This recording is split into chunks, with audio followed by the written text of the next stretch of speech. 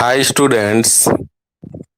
आज मैं आप लोगों को कुछ जो है व्यष्टि अर्थशास्त्र के महत्वपूर्ण प्रश्न जिसको मैंने 2021 के लिए जो है गेसिंग किया हूँ। चलिए मैं आप लोगों को उन प्रश्नों से रूबरू कराता हूँ जो इस वर्ष वार्षिक परीक्षा में आने की पूरी पूरी संभावनाएं हैं। तो आप लोग स्क्रीन पे देख रहे होंगे कि इकाई एक जो है परिचय है, जिस इकाई से 4 अंक के जो है प्रश्न है। तो 4 अंक के प्रश्न हैं तो कम से कम इस प्रश्न का उत्तर जो है आपको 4 पॉइंट में देना जो है आवश्यक होगा। तो पहला महत्वपूर्ण प्रश्न आप देखें, इस तरह से मैं स्क्रेच कर दिया हूँ लाल कलर से। ये थोड़ा मोटा हो गया, इसकी साइज जो है हम छोटा कर देते हैं।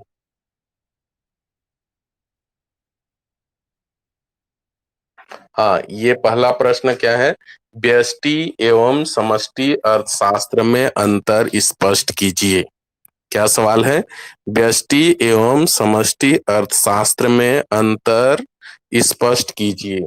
तो ये 4 अंक के हैं तो आपको चार चार लाइन के जो है अंतर बताने होंगे। ठीक है, आपको 6 पॉइंट पे नहीं जाना है। आपको कितने पॉइंट पे? 4 ही पॉइंट पे। उससे क्या होगी, आपकी समय की बर्बादी होगी और आपको कोई एक्स्ट्रा नंबर नहीं मिलने वाला है। तो आप अंक के आधार पर ही निर्धारित करें कि आपको कितना जवाब देना है किन प्रश्नों का। प्रश्न 2 देखिए। प्रश्न 2 जो है व्यष्टि अर्थशास्त्र का अर्थ बताते हुए इसकी विशेषताएं लिखिए। और प्रश्न नंबर 3 जो है बाजार अर्थव्यवस्था एवं केंद्रीकृत योजनाबद्ध अर्थव्यवस्था में अंतर स्पष्ट कीजिए। यहाँ पर जो है अंतर लिखा हुआ छूट गया है, तो अंतर स्पष्ट कीजिए। और प्रश्न नंबर 4 जो है अर्थव्यवस्था की केंद्रीय समस्याओं की विवेचना कीजिए। अभी तक ये सवाल जो है वार्षिक एग्जाम में नहीं आए हैं, अर्थव्यवस्था केंद्रीय समस्याएं।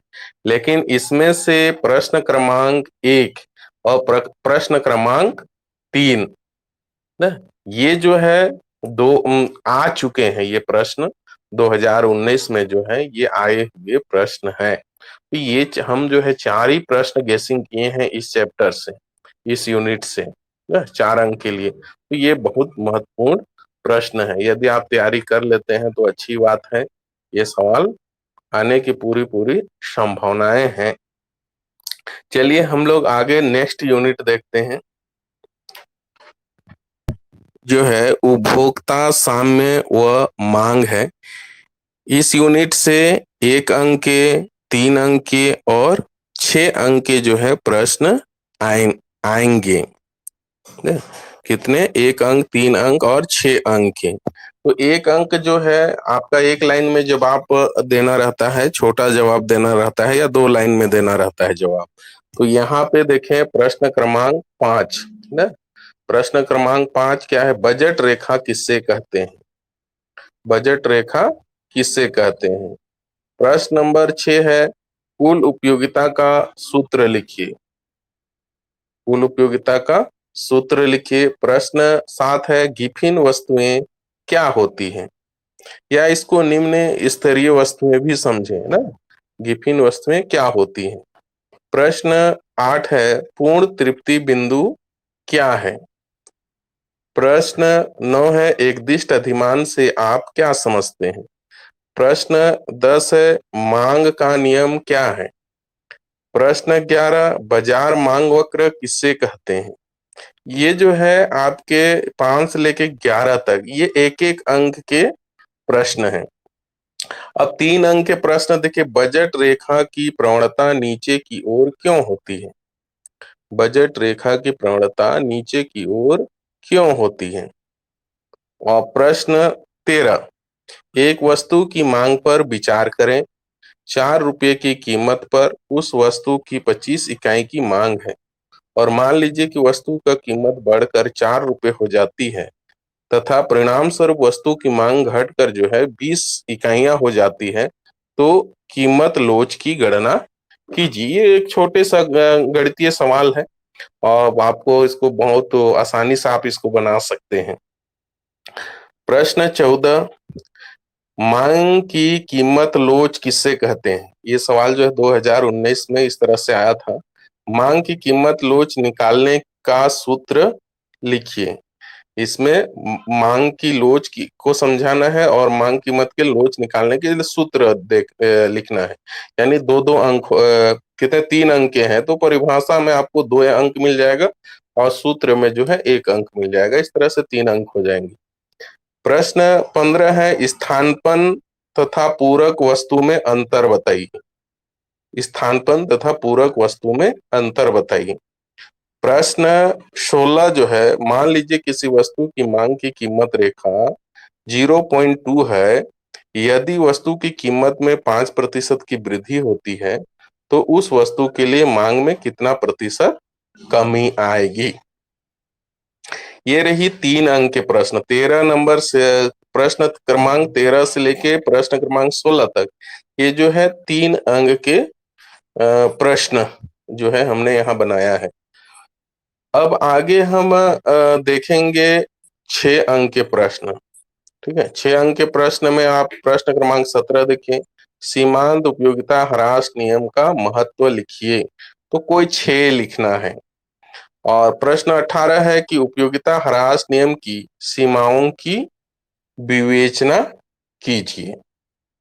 ठीक है, तो इसमें जो है यहाँ आपका 2 प्रश्न 6 अंक के दिखाई रहे हैं, 17 और 18 दिखाई दे रहे हैं। मैं इसको जो है ऊपर की ओर सरकाता हूं। ऊपर की ओर जो है मैंने सरका दिया। अब यहाँ आप देखिए, यहाँ आप देखेंगे प्रश्न नंबर 19 है, उपभोक्ता के संतुलन के सचित्र व्याख्या कीजिए। यहाँ जो है उपभोक्ता संतुलन का जो है रेखा चित्र के माध्यम से पूर्ण रूप से उनकी व्याख्या करनी हो। ठीक है, तभी आपको 6 अंक मिलेंगे। आप उनकी परिभाषा, अर्थ लिखे, है, तालिका बनाए, तालिका का वर्णन कीजिए, उसका रेखा चित्र बनाए, उसका स्पष्टीकरण दिए ना।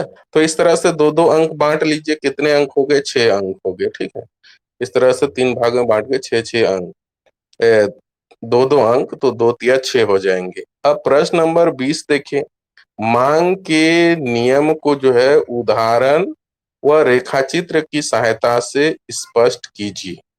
तो यहाँ पे आपको जो है मांग के नियम को बताना है, उदाहरण देना है और रेखाचित्र की सहायता से जो है उसको स्पष्ट करना है। ठीक है, यहाँ भी आप 2-2 नंबर के बांट लीजिए और इसी तरह से योजनाबद्ध तरीके से आप पढ़ेंगे तो आपकी समय भी बचत होगी और आज आपको अच्छे स्कोर भी प्राप्त होंगे। प्रश्न नंबर 21 देखिए, मांग की कीमत लोच को प्रभावित करने वाले 6 तत्व को लिखिए।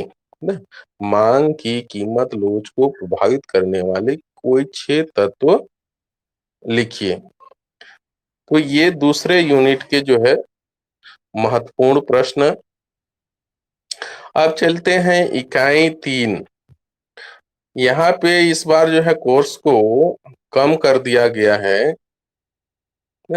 कोर्स को जो है आप लोगों का एक यूनिट को छोड़ दिया गया है। जो तीसरा यूनिट होता है, जो चौथा यूनिट था आपके बुक में, वो तीसरा यूनिट बन गया है, जो बाजार पाठ है।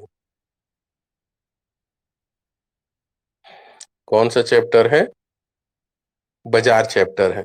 चलिए बाजार चैप्टर देखते हैं। इकाई 3, बाजार के स्वरूप तथा सामान्य अनुप्रयोगों द्वारा जो है पूर्ण प्रतियोगिता में मूल्य निर्धारण।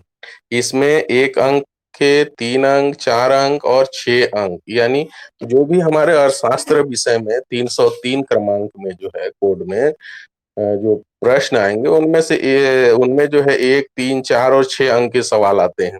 तो यहाँ जो है चारों प्रकार के सवाल आएंगे, 1 अंक के भी, 2 अंक के भी, सॉरी 3 अंक के, 4 अंक के और 6 अंक के। तो सबसे पहले 1 अंक के देखते हैं। प्रश्न क्रमांक आप 22 देखें, क्योंकि ये कंटिन्यू नंबरिंग किया हुआ है।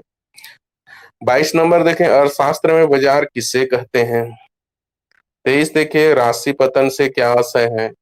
प्रश्न 24, समर्थन मूल्य क्या है। आप इस बार देखे होंगे कि किसान लोगों का जो है बहुत दिन लंबे समय तक स्ट्राइक चला है दिल्ली के चारों ओर रिंग रोड वगैरह में। तो आप जरूर इस प्रश्न को जो है ध्यान रखें। तो पूरी पूरी संभावनाएं बनती हैं, क्योंकि जिस तरह से देश में माहौल था, तो पूछा जा सकता है कि समर्थन मूल्य क्या है, बाजार मूल्य क्या है, पूर्ण प्रतियोगिता में कीमत कैसे निर्धारित होती है।